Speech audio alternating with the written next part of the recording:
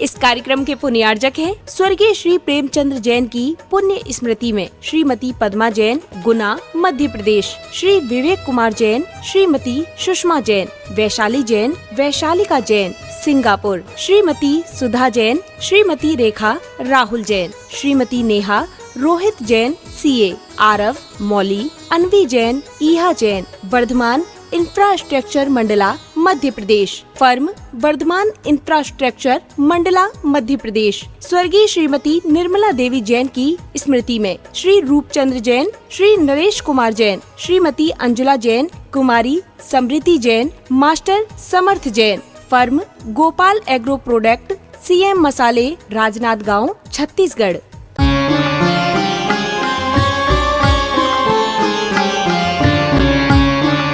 चर्चा चल रही थी कि प्रभु के पंच महोत्सव यानी पंच कल्याणक किस प्रकार से संपन्न होते हैं, आगम ग्रंथों में इसका क्या उल्लेख मिलता है और हम किस तरह से संपन्न करते हैं, यह चर्चा चल रही थी। तो उसी प्रकार से तीर्थंकर कुमार के जन्म के पश्चात देव कुमारों सहित बाल क्रीड़ा करते हुए यौवन को प्राप्त होते हैं।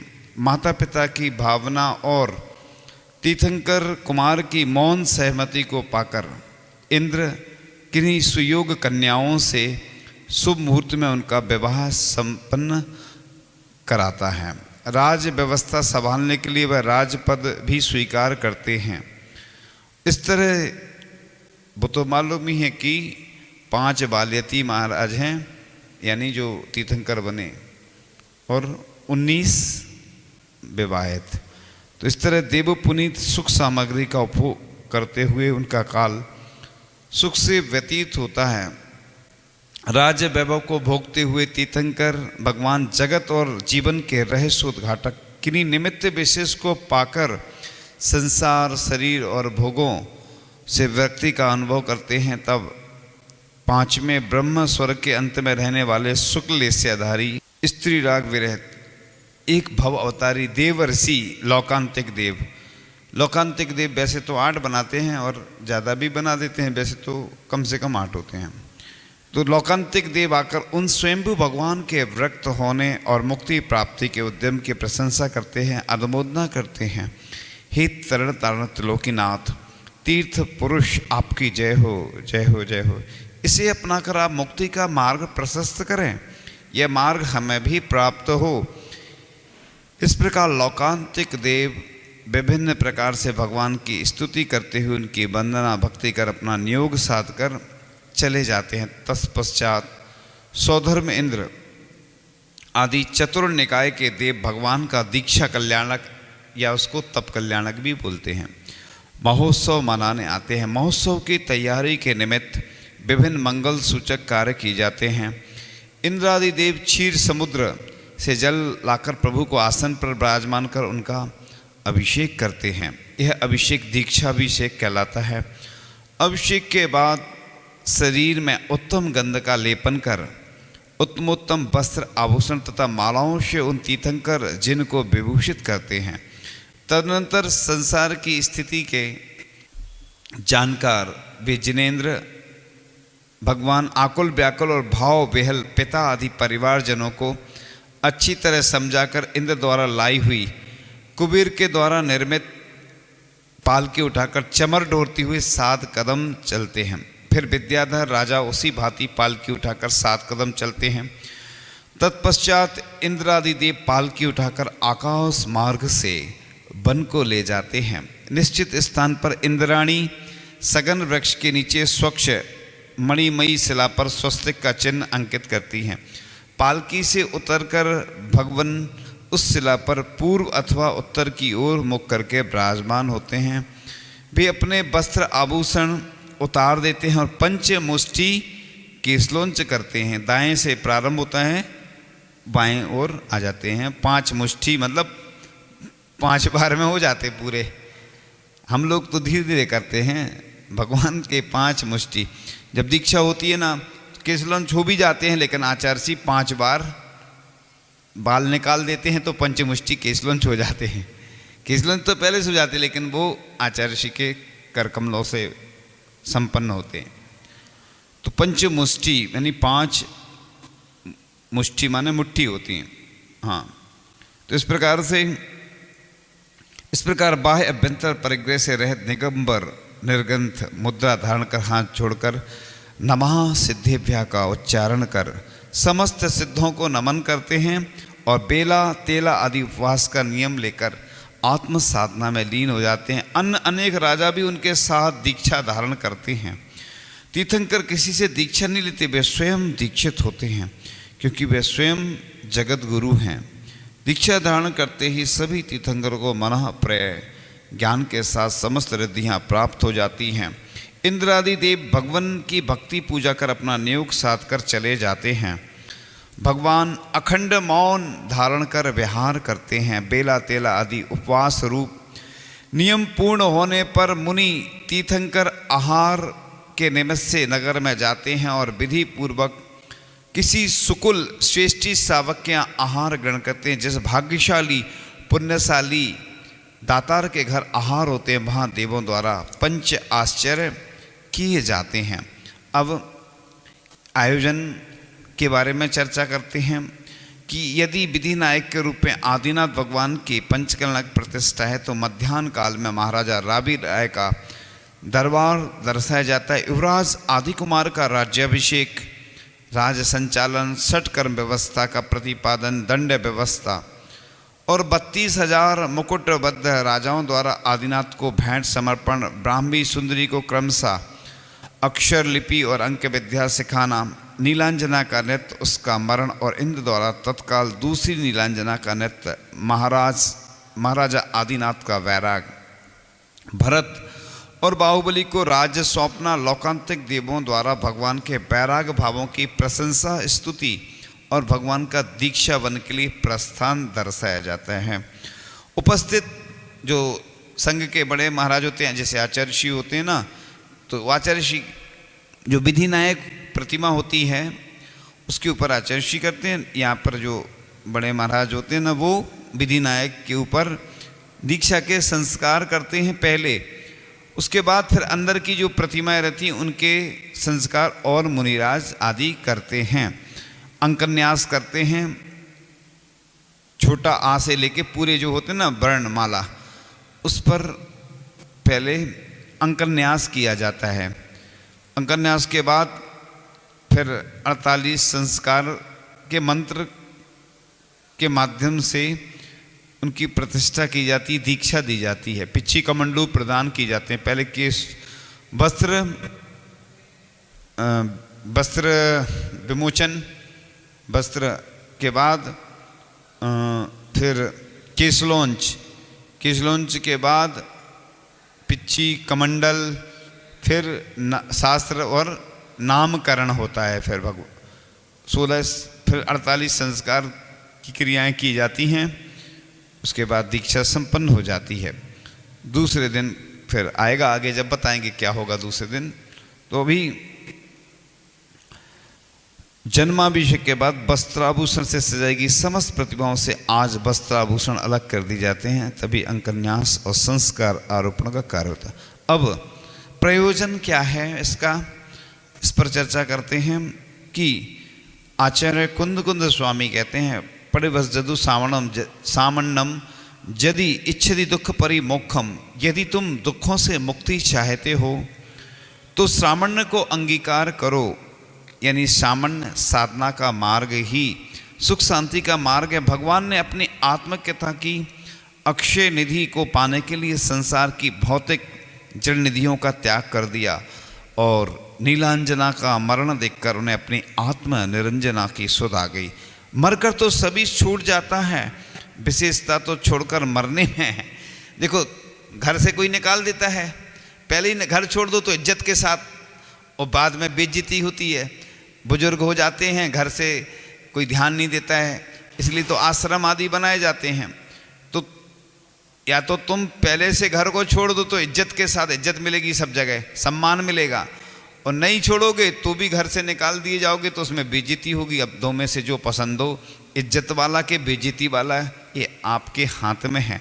इसलिए आचार्य श्री ने व्यवस्था दी है कि क्षुल्लक दीक्षा दे देते हैं पुरुष वर्ग को, गृहस्थों को, और महिलाओं को साधिका यानी 10 प्रतिमा धारण करके 2-3 आश्रम बन गए, ऐसी व्यवस्था महिलाओं को दी गई है। ये बात तो सही है कि जो अपना आत्म कल्याण करना चाहता है कि हमारे अच्छे से सल्लेख ना हो, तो वो आश्रम को स्वीकार करता है, जिसकी शक्ति है वो दीक्षा धारण करता है। तो इस प्रकार से मरकर तो सभी छूट जाता है, विशेष तत्व छोड़कर मरने में हमारी चिता जले कि उससे पहले ही हमारी चेतना का दीप प्रज्वलित हो जाना चाहिए। जीवन में संयम लें, दीक्षा लें, पिच्छिका लें, यह तो श्रेष्ठ है ही, किंतु यदि इतना नहीं हो सकता तो कम से कम पिच्छिकाधारियों के पीछे तो लग ही जाना चाहिए। संतोष और सदाचरण को धारण कर जीवन की आपाधापी आकुलता समाप्त करनी चाहिए। जीवन में हम वैभव को नहीं, विराग को महत्व दें। त्यागी तपस्वियों के सिर्फ चरण ही नहीं, उनके आचरण का भी स्पर्श करें। यही दीक्षा कल्याणक मनाने का प्रसंग है। तो भारतीय संस्कृति एक ऐसी संस्कृति जो व्यक्ति के सामने 2 लक्ष्य रखती है। इस संस्कृति में प्रत्येक व्यक्ति अकर्मठ से कर्मठ बनने की बात कहती है, पुरुष को समीचीन पुरुषार्थ में लगाती है, और कृषि करो या ऋषि बनो। भारत ही एक ऐसा देश है जो मुख्य रूप से कृषि प्रधान देश है। कृषि करके व्यक्ति सांसारिक जीवन में रहकर अपने जीवन का निर्वाह करता है। तो इस प्रकार से यह जो प्रसंग आता है बड़ा रोचक प्रसंग होता है, और अपन अपने जीवन को कैसे अच्छा बनाएं यह बताया जाता है। तो इस प्रकार से ये जो प्रसंग चल रहा है इसमें बहुत अच्छे प्रसंग आते हैं।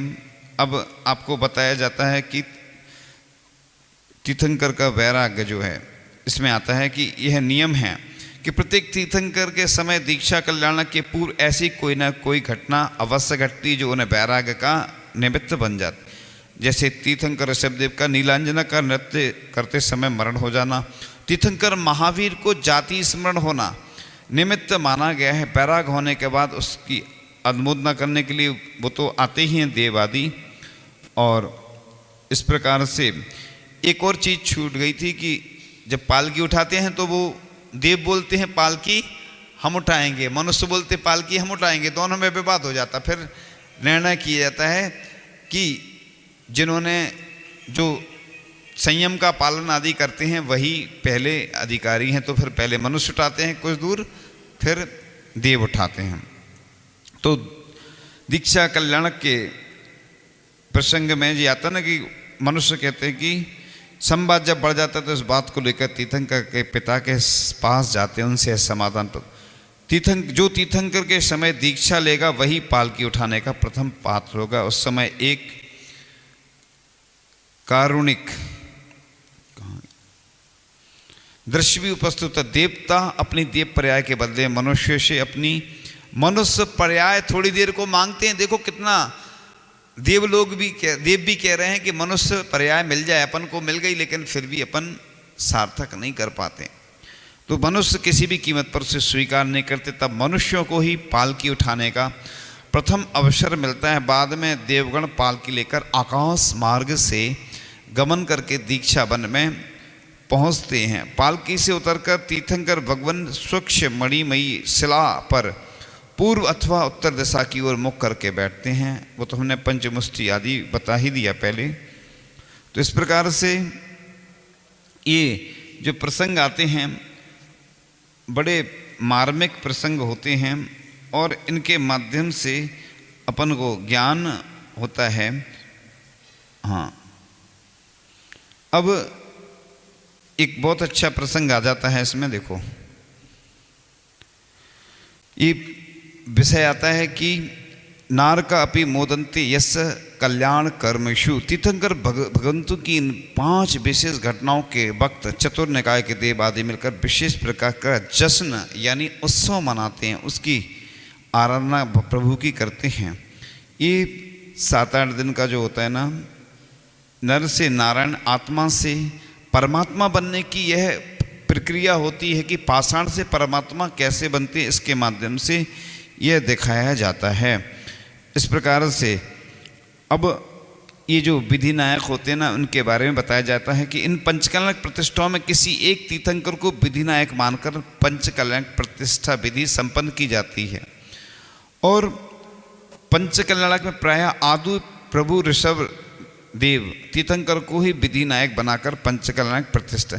कुंडलपुर में भले ही 24 माता पिता बने हों, 24 धर्मेंद्र आदि बने, और आदिनाथ भगवान चूँकि प्राचीन हैं इसलिए उनकी ही प्रतिमा को विधि नायक बनाया जाता है।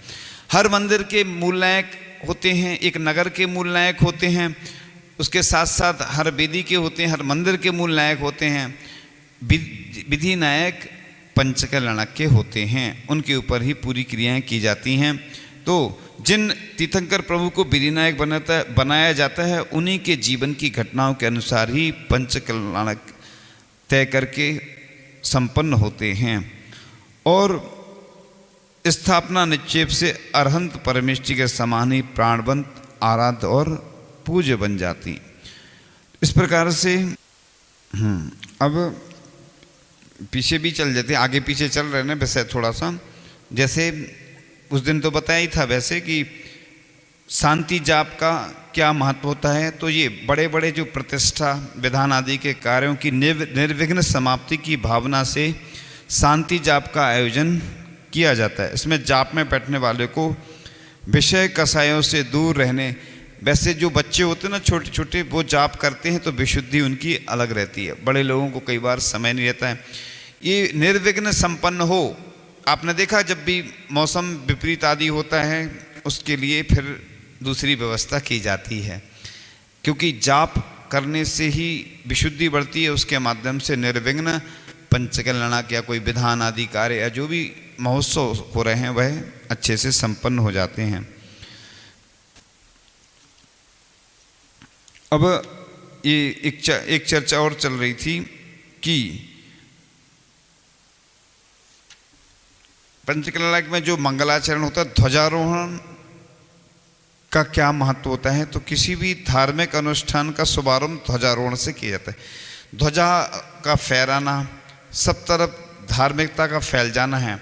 जैन धर्म में पंचवर्ण के जो ध्वज की परिकल्पना की गई, जो पंच परमेष्टि का प्रतीक होते हैं।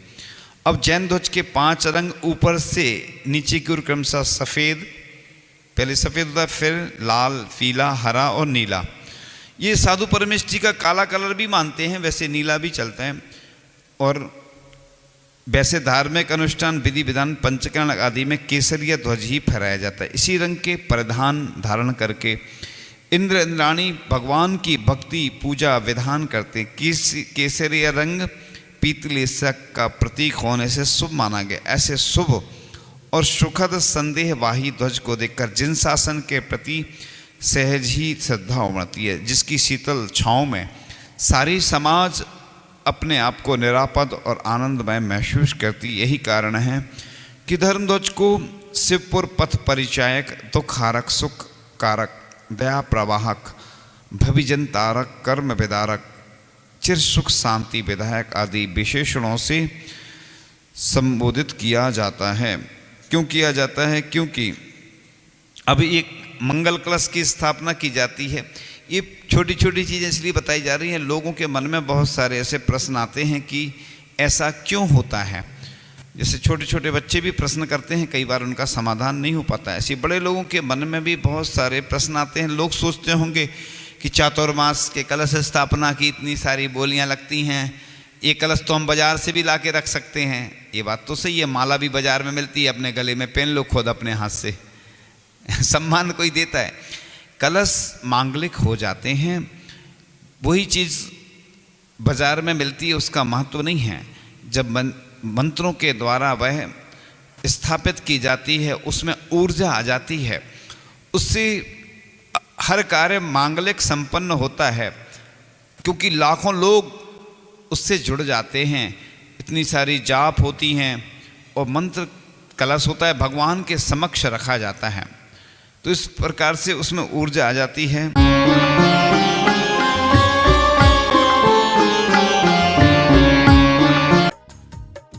इस कार्यक्रम के पुण्यार्जक थे स्वर्गीय श्री प्रेमचंद्र जैन की पुण्य स्मृति में श्रीमती पद्मा जैन, गुना, मध्य प्रदेश, श्री विवेक कुमार जैन, श्रीमती सुषमा जैन, वैशाली जैन, वैशालिका जैन, सिंगापुर, श्रीमती सुधा जैन, श्रीमती रेखा, राहुल जैन, श्रीमती नेहा, रोहित जैन, सीए, आरव, मौली, अनवी जैन, ईहा Jain, Varthaman infrastructure Mandla, Madhya Pradesh, firm Varthaman infrastructure Mandla, Madhya Pradesh. स्वर्गीय श्रीमती निर्मला देवी जैन की स्मृति में श्री रूपचंद्र जैन, श्री नरेश कुमार जैन, श्रीमती अंजुला जैन, कुमारी समृद्धि Jain, master Samarth Jain, firm Gopal agro product, CM Masale, Rajnandgaon, Chhattisgarh.